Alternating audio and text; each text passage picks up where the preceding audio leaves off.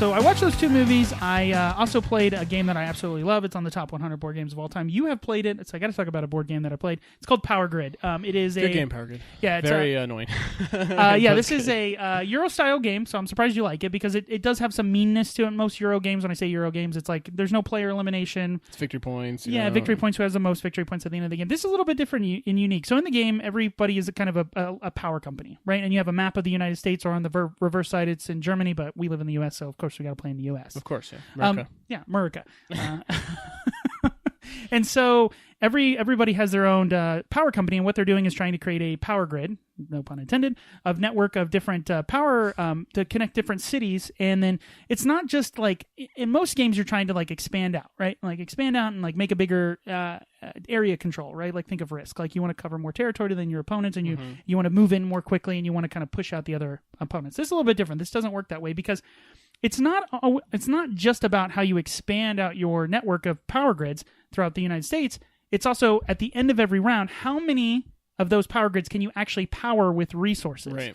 So it's almost like, was it Caverna, where you need the food for your stuff at the end of every round, right. kind of thing? Yeah, absolutely. And what's also cool about this game is, so most of the time, player order in games is kind of irrelevant. Sometimes it matters, but this game, it is like the most crucial thing in the world because you need to buy the power or whatever things. Right. So at the bottom of the board, there's all the different resources that power your different power plants. You might have power plants that are that run on coal or run on oil or run on uranium, or you run on garbage, which is always kind of weird that one of them is like they just burn garbage. It's an incinerator. And then what's cool is like later on in the game you get like clean energy. We were playing with Kayla and Brandon. And stuff and she had like two solar powered ones, and then she had she finally got like a coal, and she's like, I can't keep up this green energy, man. It's not working out. And she's like, it's just for PR purposes. It's like real life. Yeah, exactly. And it's funny, like bring back our coal industry. Exactly. Throughout the game, what's interesting is if you have the most cities at any one time, then you will be first. If you're covering the largest area, if you have the most cities or connected the most towns, cities of your power grid, you're going to be first in the player order, which you would think, oh, that's perfect. But everything else in the game basically goes in reverse player order. So the last person who has the least amount of cities buys the resources first, and it's this really, which makes sense, right? Yeah, it's rubber banding, right? It's trying to keep everybody together, but more it does competitive, right. And so what's cool is that you get choices at resources. Now at the bottom of the board, there's kind of this stock market of resources, and as more resources get purchased, the resources become more expensive. So if you're the first person to buy resources, you can look over the table and say, "Oh, I know you need coal." So I'm going to buy a bunch of coal. Mm-hmm. I might not use it all. So there's still ways to like screw your neighbor, right? But it's done in an indirect and not heavy-handed beach over the head. Not like attacking you. But it is mathy. That's the only thing I'll say about this game. That's the thing I hate about this game. It's like it is so fun, but it's like just like Gerald, it's your turn. Okay, hold on. I gotta get a calculator. Okay, I have $85. I buy this, but then like, they're gonna get this. So it's a lot of like thinking. It's like, okay, your turn. Yeah, I don't think I could play this game like every week. I'd have to be like I think I'd probably play like every few months because it's definitely a brain burner, and it's one of those games where it's like chess. You got to be a few steps ahead because definitely within the same turn, not only do you buy resources, but you have to have enough money if you want to expand. And each time you expand, it costs money to build into a new city. It's hard too because I think I remember playing with, was it you and Alyssa? Yeah, and like be like, okay, like I'm gonna buy that piece, whatever. And then someone else buys that piece, and you're like, oh god, my whole plan for like 4 turns is gone. Now I have to do a whole new strategy. It's fun though. It is. It's a lot of fun. It's very simple to play. It's not once you get it. Yeah, the concepts of the game are not difficult. It's just the inner machinations. Easy to play, hard to master, is what they say. Yeah, exactly. Can't recommend it enough. They came out with a deluxe version. I would recommend not to get that one because you pay quite a bit extra, and I don't think they make deluxe versions. It should be like BA. Like it should be like awesome like pieces. Wood pieces. Oh, like like nice detail. Oh, super. Stuff. It should be like gold plated. You know what I mean? Like come on, man. Not that, but you know what I mean. Like when you buy a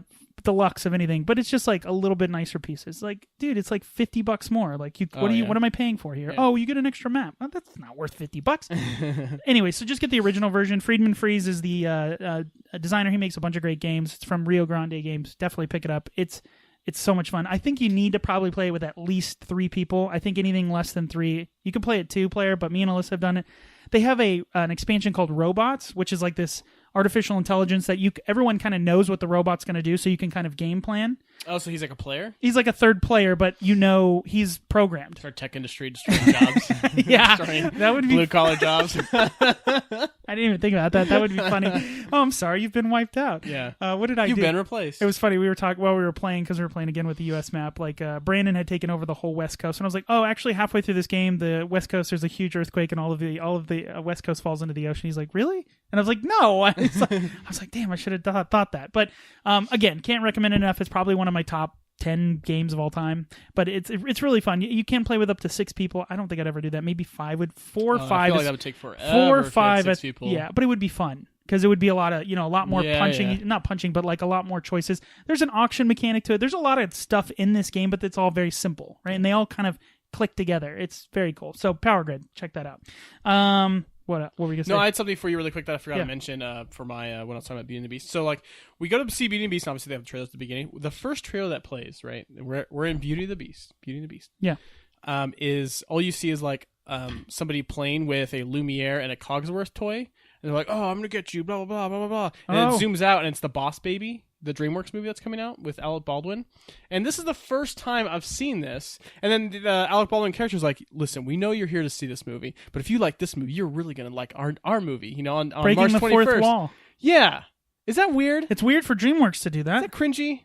Yeah, it's I bad was taste. so uncomfortable. It was just like, ew. Bad form. Ew. Bad form. Like, DreamWorks is desperate when they're using a Disney movie to try to get their crappy Alec Baldwin baby movie. That movie's going to do terrible. It's like, it's just going to do terrible. I'm sure they know, and that's why. But I'm just like, ew. The only time you can get away with that is like when, the perfect example I can think of, Austin Powers, the second one. Or Deadpool.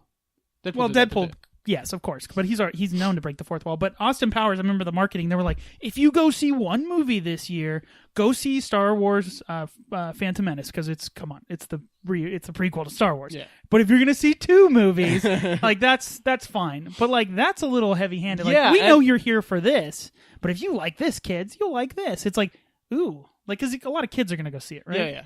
That's but bad. but yeah, I just was just like immediately like turned off. Especially and was like, ew, DreamWorks, like what are you doing? Also, the other thing I noticed is, and this is not new, right? You go to like a movie like this, you're gonna get a lot of the kid trailers, of course, and it had all the kid movies coming out and Wonder Woman, which I thought was weird that they had a trailer for Wonder Woman in this. What? You don't think that's weird? No, superheroes are kids, man. Kids love that crap. I don't know, I guess. I did. I was a kid. I loved superheroes. No, I know, but if I lived as a kid, I'd go to every superhero movie. Yeah. Oh, and Sarah asked me, she's like, "Oh, what do you think?" I'm like, I'm no longer hyped for any DCU movie. Looks good. Like, I'm just like, we'll see. Whatever. She looks great. Well, of course she does. But anyway, so like, God, I am so worried when I eventually have a kid. And I don't know if you're worried about this with Logan when he grows up and starts watching movies, but I don't want my kid to see any trailers for these really piece of crap like Smurfs movies and these freaking stupid DreamWorks movies, and they're just not funny, and it's just bad. And but the comedies, the kid, it's not for you, right? That's where some of these movies. But that's what I hate, because like Disney movies and Pixar movies is like they are made for your kid and the parents. They're made for everybody. Yeah. So I don't want to sit through an hour and a half of just like crap on the TV so my kid can get entertained. It's like, you better get used to it. Yeah, I know, man. Because here's the deal. Like even as everyone has rose-colored glasses. So the stuff that you were like, oh, when I was a kid, this was amazing. Like your parents are like, that's terrible. Like I've seen some kid shows and I'm like, this is stupid. Like Teletubbies. Like that was huge. Yeah, I guess that was after me. But like, I'm just saying there are kid things that are like objectively stupid that don't make any sense, but kids latch onto it for whatever reason, and like. It's kind of it's a rolling wave. Like once a certain amount of people, then it's like, then it becomes, Oh my God. If my kid likes Minions, I'm going to shoot myself. I like Minions. No, how dare you? There's nothing funny about you. I like I saw the Despicable Me 3. The trailer? Looks good. Looks stupid. Yeah, it kind of. But that definitely looks better than like the Smurfs trailer or the stupid Boss Baby like trailer. The Boss Baby one looks really bad. But it could be good. I mean, it's like Stewie. Like they're like making a Stewie movie. I'm like, why? But like, and then like there are people laughing, like adults. I'm just like, why are you laughing? This is not funny. Well, people have different senses. No, I know. It's just, I get what you're. But just seeing that trailer, I'm just like, ew, DreamWorks, what are you doing? Speaking of baby, one last thing. Oh, come on! I had such a good transition. All right, go ahead. I'll think of a new one. I was starstruck, David. Oh, that's right. You have to saw Pauly D and Aubrey O'Day at the Santa Fe eating Panda Express. See, I'm not a what is it? He's from Jersey Shore and she's from the band Danity Kane. Don't care. But she was on Celebrity Apprentice as well. I like her less now. Well, she was one of the finalists. Angeles. Now you're making it like less and less. That's the fact that she's at Santa Fe. But no, it's kind of cool because like you don't really get starstruck very often. And in Vegas, maybe if you go to the Strip, you'll see somebody. That's kind of cool. But you don't go to a Northwest Station casino, which are more like local casinos if you don't know. Yeah. And see like Pauly D at the. But I guess he lives here in the Northwest, so that it makes a little bit more sense. Yeah, but he's a DJ. But yeah, it was just kind of like starstruck, and no one. There was a guy like behind us in line who was trying to snap a picture, and then Sarah was trying to do like the secret picture thing. They gotta know that. They gotta know that happens. They can't. They have no more privacy once you go in. Yeah. But I'm like Sarah's like maybe that's like why it happens here, to me to all the time when I go out. People are trying to take photos. Oh, it's David from that sit down standard thing. Oh wow. But yeah, starstruck. Pretty cool. It was a pretty cool moment. All right, very cool. Speaking of babies, I don't have a transition. You didn't really help me out there. Sorry, baby. Yeah, sorry, baby. We are going to continue our breakdown of the top 100 movies of all time with number 82. This is the 1944 sci-fi horror Double Indemnity. It is not a sci-fi horror. Oh, it's a crime drama film noir. Film noir. This